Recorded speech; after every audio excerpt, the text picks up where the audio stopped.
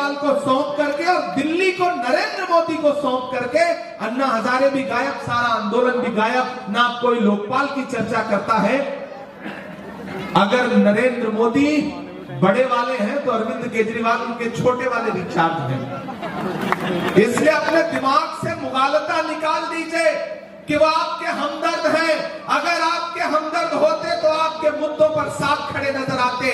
यहां मेरी माएं बहनें बैठी हैं, याद करो गुजरात में जब बिल्किस के बलात्कार करने वालों को भाजपा की सरकार ने रिहा किया और मीडिया के साथियों ने दिल्ली के उप मुख्यमंत्री मनीष सिसोदिया से पूछा कि बिल्किस के बलात्कारियों पर कुछ बोलिएगा, तो उन्होंने माइक ऐसे सामने से हटा के कहा कि छोड़िए, ऐसे सवाल मत पूछिए, मुझे बताओ कि जब कोरोना के समय में इसी दिल्ली में मुख्यमंत्री के यहां से जो नोटिफिकेशन जारी होता था, जो बुलेटिन जारी होता था, उसमें मरकज दिल्ली के लिए अलग से जो बदनाम करने की कोशिशें की गई हैं, उसको माफ करने लायक नहीं है। मैं आपके जमीर को झकझोर के ये बात कह रहा हूं। गुरचरण जी आपके अपने हैं, आपके बीच में रहते हैं।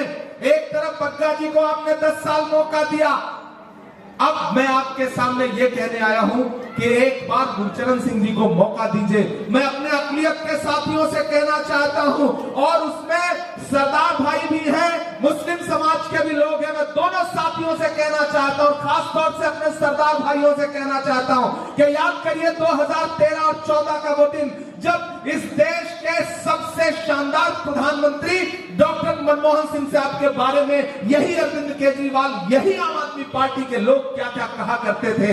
आज डॉक्टर मनमोहन सिंह साहब जब इस दुनिया से चले गए, तब उनकी अहमियत का एहसास पूरे देश को हुआ, तब पता चला कि वो सरदार कितना असरदार था। आज अरविंद केजरीवाल भी उनके लिए बोल रहे हैं, आज आतिशी जी भी बोल रहे हैं। लेकिन मुझे बताओ सरदार समाज के लोगों, सिख समाज के लोगों, कि इन्हीं अरविंद केजरीवाल ने डॉक्टर मनमोहन सिंह साहब के बारे में क्या क्या भला बुरा नहीं बोला, शीला दीक्षित जी के बारे में क्या क्या भला बुरा नहीं बोला। तो आज तो आपके जमीर को मैं झकझोरते हुए कहता हूं कि अगर डॉक्टर मनमोहन सिंह साहब की नेकी और उनकी भलाई का जरा भी एहसास है तो इस चुनाव में खड़े हो जाइए गुरचरण सिंह के साथ। एक भी वोट अगर आपने आम आदमी पार्टी को दिया तो ऊपर बैठी हुई शीला दीक्षित जी की रूह और डॉक्टर मनमोहन सिंह साहब की रूह को तकलीफ होगी। ये बात मैं आपसे कहना चाहता हूं। और साथियों, अब जब आम आदमी पार्टी के लोग आपके बीच में आए तो आप उनसे कहिएगा कि किसी भी मौलवी से या के साधु से न छूटेगा, मदारी के किसी करतब से, जादू से न छूटेगा। सफाई कर रहे हो तो